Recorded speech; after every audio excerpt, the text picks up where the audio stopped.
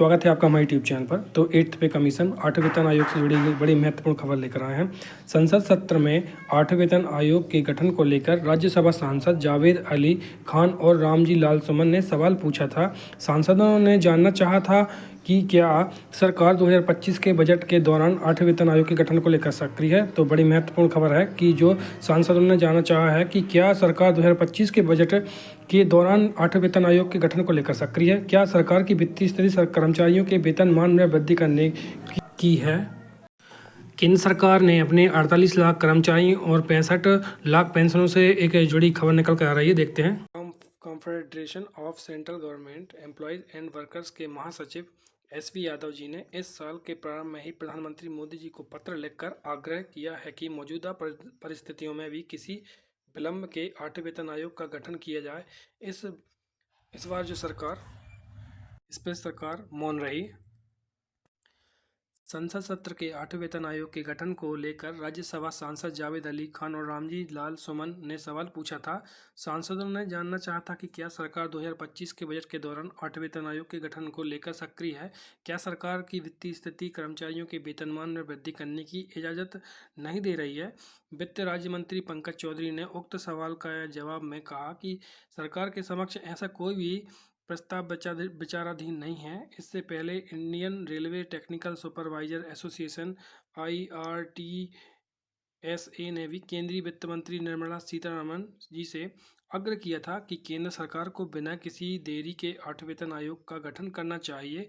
गत वर्ष संसद सत्र के दौरान भी 8वें वेतन आयोग के गठन को लेकर सवाल पूछे गए थे। तब भी सरकार ने दो टूक जवाब दिया था कि 8वें वेतन आयोग के गठन का अभी कोई विचार नहीं है, सरकार इस पर विचार नहीं कर रही है।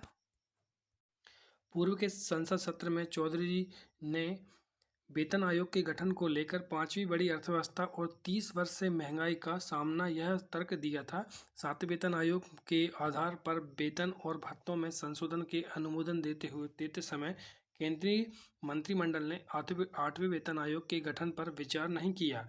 भारत पेंशनर समाज ने भी 8वें वेतन आयोग के गठन की मांग उठाई थी। BPS के महासचिव SC महेश्वरी ने कहा था 68वीं AGM के दौरान यह प्रस्ताव पास किया गया कि यह अविलंब 8वें वेतन आयोग का गठन किया जाए।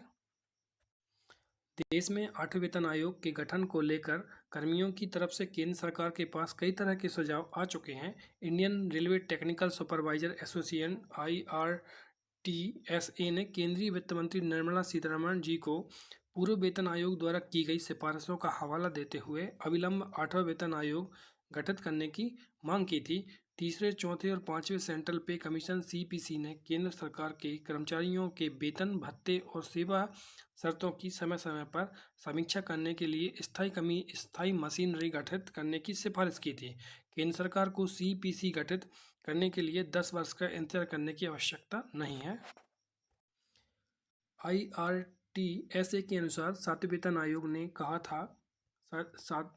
आयोग ने कहा है कि CPC के गठन के लिए 10 साल की लंबी अवधि की प्रतीक्षा करने की आवश्यकता नहीं है।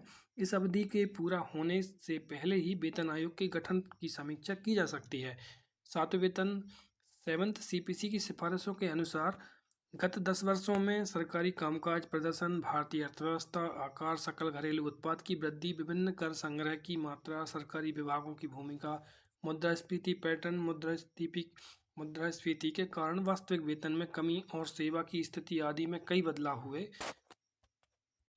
सार्वजनिक उपयोगिता में निजी क्षेत्रों की भूमिका और उन पर सरकार का विनियमन, प्रत्येक विभाग में कर्मचारियों की संख्या, राष्ट्रीय पेंशन योजना के तहत कवर किए गए कर्मचारियों की संख्या, गरीबी में उल्लेखनीय कमी, कर्मचारियों और आम जनता के उपभोग पैटर्न में बदलाव आदि भी देखे गए। स्टाफ साइड की राष्ट्रीय परिषद JCM के सदस्य और अखिल भारतीय रक्षा कर्मचारी महासंघ के महासचिव श्री कुमार का कहना है कि कर्मियों के DA का आंकड़ा अब 53% हो गया है। अब केंद्र सरकार के समक्ष दमदार तरीके से 8वें वेतन आयोग के गठन का प्रस्ताव रखा जाएगा। अखिल भारतीय राज्य सरकारी कर्मचारी महासंघ के राष्ट्रीय अध्यक्ष सुभाष लांबा के मुताबिक 8वें वेतन आयोग का गठन न होने से देश भर के 2 करोड़ सरकारी कर्मचारियों एवं पेंशनरों में भारी नाराजगी देखी जा रही है। कर्मचारी संगठनों ने केंद्र सरकार द्वारा 8 वेतन आयोग गठित न करने के फैसले को अत्यंत दुर्भाग्यपूर्ण बताया है। भारत पेंशनर समाज ने भी 8 वेतन आयोग के गठन की मांग उठाई है। बतौर सुभाष लांबा 48 लाख केंद्रीय कर्मचारियों और 65 लाख पेंशन भोगियों के लिए सरकार के एजेंडे में 8 वेतन आयोग गठित करने पर कोई भी योजना नहीं है। वित्त राज्य मंत्री ने के इस बयान से केंद्रीय और राज्य कर्मी एवं पेंशनरों को तगड़ा झटका लगा है। उनमें आक्रोश व्याप्त है। वेतन आयोग से देश के कर्मचारियों एवं पेंशनरों को उनके वेतन, पेंशन और भत्तों में कुछ बढ़ोतरी होने की उम्मीद बनी रहती है। केंद्रीय कर्मचारियों, सशस्त्र बलों, राज्य सरकार के कर्मियों पर 8वें वेतन आयोग की सिफारिशों को जनवरी 2026 से लागू किया जाना प्रस्तावित है। पिछला वेतन आयोग 2013 में गठित हुआ था, जबकि इसकी सिफारिशें 2016 में लागू हुई थी। तो काफ़ी महत्वपूर्ण यहाँ पर खबर निकल कर आ रही है। एट्थ पे कमीशन से जुड़ी खबर निकल कर आ रही है कि राज्य सरकार के मतलब हम यहाँ पर बात कर रहे हैं 8 पे कमीशन की कि 8 वेतन आयोग की सिफारिशों को जनवरी 2026 में लागू किया जाना प्रस्तावित है। तो विभिन्न जो हम यहाँ पर हमने चर्चाएं की, तो यहाँ पर अधिकतर जो है 8 पे कमीशन के विषय में जो चर्चाएं हो रही हैं, इसे लागू करने पर जोर दे रहे हैं। तो काफ़ी महत्वपूर्ण है ये। आने वाले समय में हम देखेंगे इसमें जो भी अपडेट निकल कर आएगी 8 पे कमीशन 8 वेतन आयोग से, वह हम आपको लाते रहेंगे। तो विभिन्न महत्वपूर्ण खबरों से जानने के लिए जुड़े रहिए, हमसे बने रहिए। तो थैंक्स फॉर वॉचिंग।